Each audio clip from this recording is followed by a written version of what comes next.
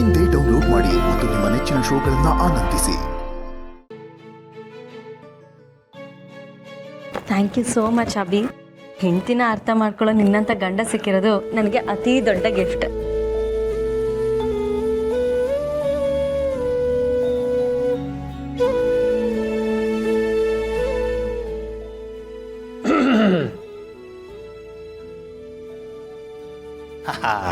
ಶಬಾಷ್ ಮಗನೇ, ಹೆಂಡತಿಯನ್ನ ಒಲಿಸ್ಕೊಳ್ಳೋ ಕಲೆನ ಕರಗತ ಮಾಡ್ಕೊಂಡಿದ್ಯಾ. ಇನ್ನು ನಿನ್ನ ಜೀವನ ಪಾವನ ಆಗತ್ತೆ.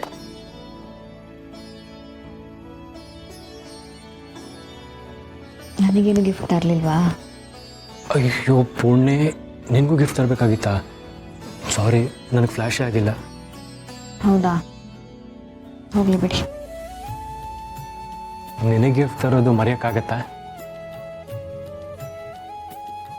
ಏನಿದು? ಇದು ಮೇಕಪ್ ಕಿಟ್. ಏನು ಅಣ್ಣ ತಮ್ಮ ಇಬ್ರು ಒಂದೇ ತರ ಗಿಫ್ಟ್ ಕೊಟ್ಟಿದ್ದೀರಾ?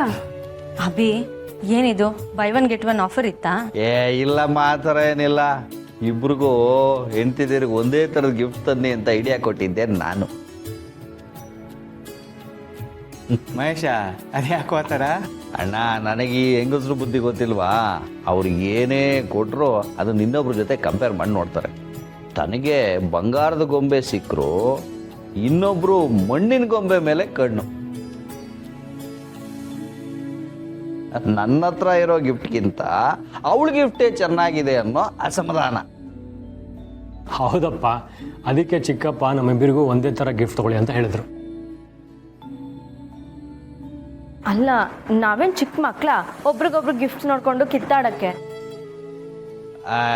ಚಿಕ್ಕ ಮಕ್ಳನ್ನ ಹೇಗೋ ಸಂಭಾಳಿಸ್ಬೋದು, ಹೆಂಡತಿಯರನ್ನ ಸಂಭಾಳಿಸೋದಕ್ಕೆ ಆ ದೇವ್ರ ಕೈಲೂ ಆಗ್ತಿಲ್ಲ.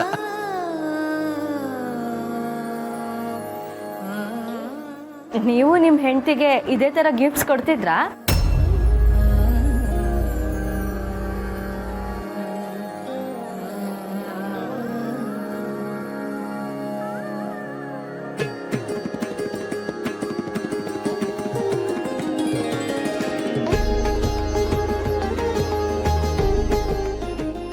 ದೀಪಿಕಾ, ಏನ್ ಮಾತಾಡ್ತಿದ್ಯಾ ನೀನು?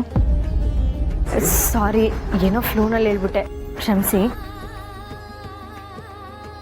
ಕೆಲವರು ಹಾಗೆ ಅಮ್ಮ, ದೇವರು ಅರಮನೆಯಲ್ಲಿರೋ ಅವಕಾಶ ಕೊಟ್ಟರು ತಪ್ಪು ಮಾಡಿ ಸೆರೆಮನೆನ ಹುಡುಕೊಂಡು ಹೋಗ್ತಾರೆ. ಅಂಥವಳನ್ನು ಮದುವೆ ಆಗಿದ್ದು ನನ್ನ ಜೀವನದಲ್ಲಿ ನಾನು ಮಾಡಿದ ದೊಡ್ಡ ತಪ್ಪು. ಮಹೇಶ, ಈಗ ಯಾಕೆ ಆ ಮಾತೆಲ್ಲ ಬಿಡು. ಅದು ಸರಿಯೇನೋ. ಪೂರ್ಣಿ, ದೀಪಿಕಾ, ನಿಮ್ಮ ಮೇಕಪ್ ಕಿಟ್ ಸರಿಯಾಗಿದೆ ನೋಡ್ಕೊಳ್ಳಿ. ಆಮೇಲೆ ಅದು ಸರಿ ಇಲ್ಲ ಇದು ಸರಿ ಇಲ್ಲ ಅಂತ ಕಿತ್ತಾಡಬಾರ್ದು.